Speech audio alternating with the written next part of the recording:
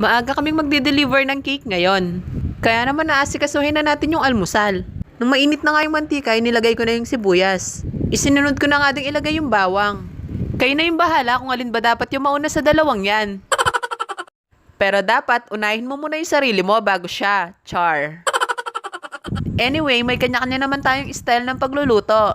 Ako nga minsan, pinagsasabay ko na yung bawang at sibuyas eh.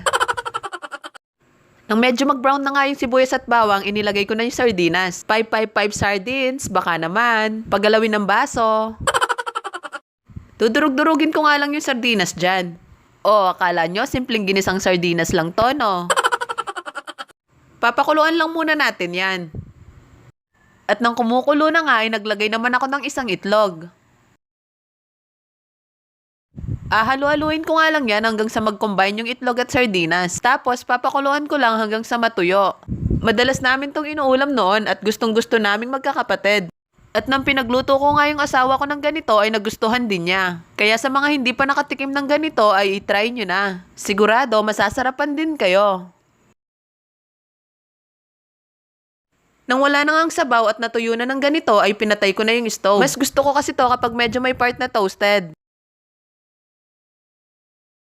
Fast forward, pagkatapos naming mag-almusal ay uumpisahan ko nang i-decorate yung cake na i-deliver namin. Mga edible flowers siya na ginawa ko. O diba, ang ganda ng pagkakagawa? Simple wedding cake nga pala to, na ginawan ko na din ng topper. At eto na nga yung finished product natin. Na mai-box na nga namin ay umalis na din kami para i-deliver. Syempre, kasama ko dyan yung asawa ko. Pagkatapos namin may deliver yung cake ay dumaan naman kami dito sa supermarket para bumili ng mga konting gamit sa bahay. Yun lang muna for today's vlog. Thank you!